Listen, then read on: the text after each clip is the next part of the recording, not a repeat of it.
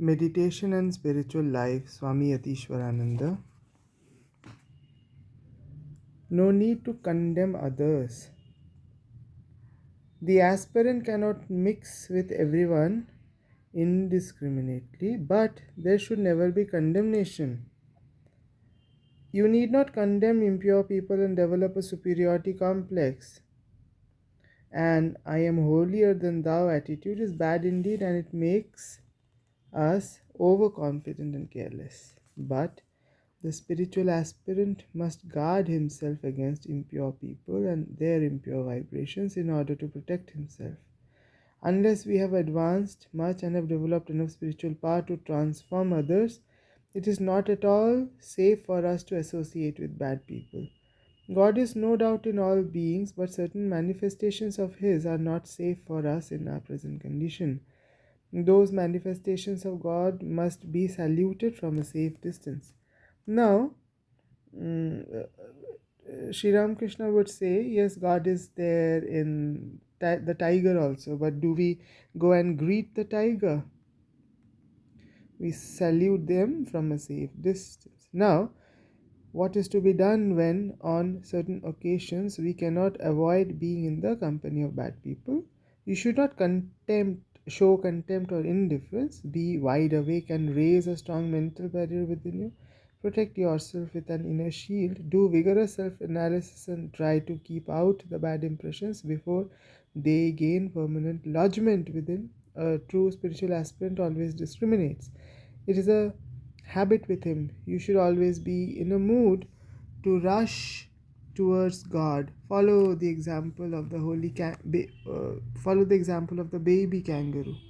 When the baby kangaroo senses danger, it jumps into its mother's pouch and is off. So also, we must learn to run into the arms of the divine whenever there is a danger. The obstacle of egotism. The more we come to know of people with all their meanness, their greed, their crookedness, and their lust, the less becomes more, the less becomes our shallow optimism in the goodness of all. Then we run the risk of becoming pessimistic or cynical.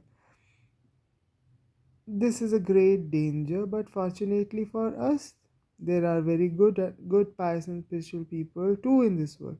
We should seek their company.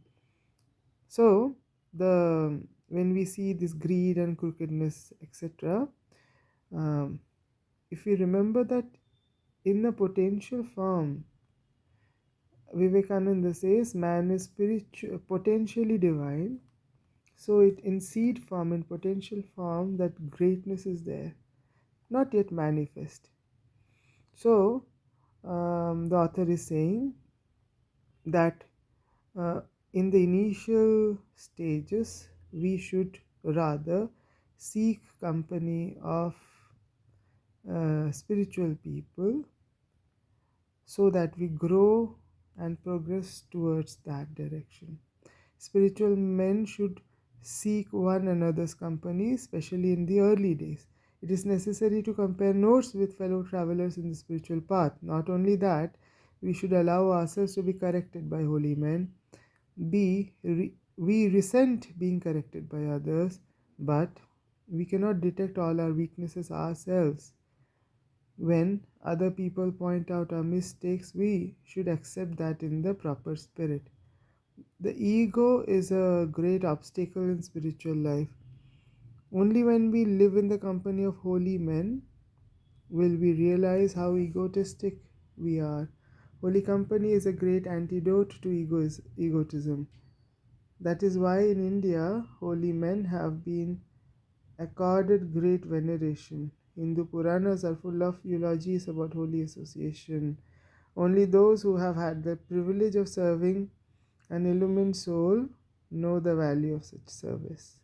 Sometimes, in the course of our spiritual progress, we are likely to develop a sort of unhealthy introversion.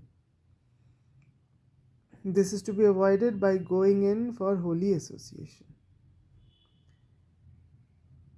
When we are in a mood of depression, when we find it difficult to establish contact with the divine, the company of spiritual souls and talks with them are of great help.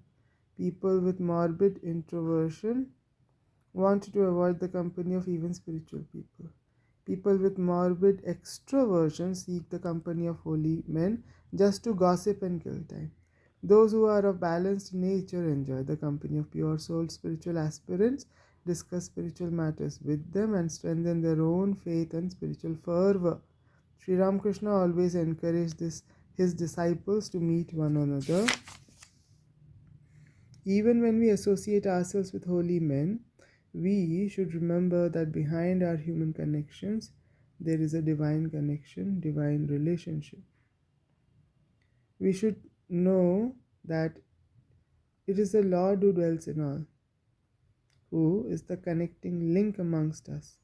We should always try to establish our relationship with others through the divine.